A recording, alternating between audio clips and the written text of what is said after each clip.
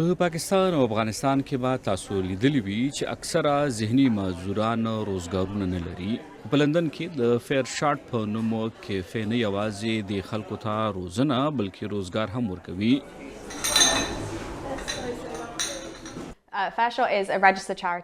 فیر شارټ راجستر خیریه اداره او یو ټولنیزه کاروباري کیفې هم ده. موږ د دې لپاره یو چې د 95% بالغ ذهني معذورانو د روزګار مسله هواره کړو، ځکه چې دا خلک د یو دوامدار روزګار ترلاسه کولو لپاره زیاتې موقع نه لري. موږ هر کال 15 ځوانانو ته انټرنشپ ورکوو او بیا په دوی کې 90% هغو کسانو ته روزګار ورکوو چې کار کولو ته تیار وي.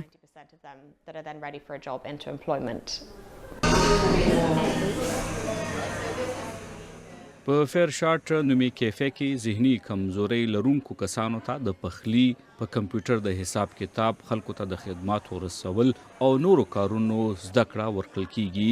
دلته کې تربیه ترلاسه کوونکي وايي که دوی ته په دغه کیفې کې د کار د زده کولو موقع نه وي ورکړل شوې نو اوس به په کور ناست وي او جن به یې ډېر پیکه وي.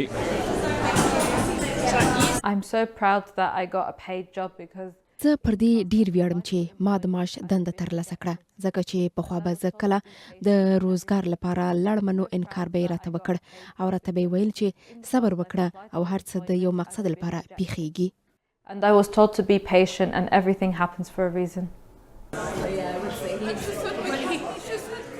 په برطانیه کې د حکومتي شمیرو له مخې دلته په 2022 او 2023 کلونو کې ذهني کمزوري لرونکو کسانو کې یوازې 4.8% کسان په روزګار وو.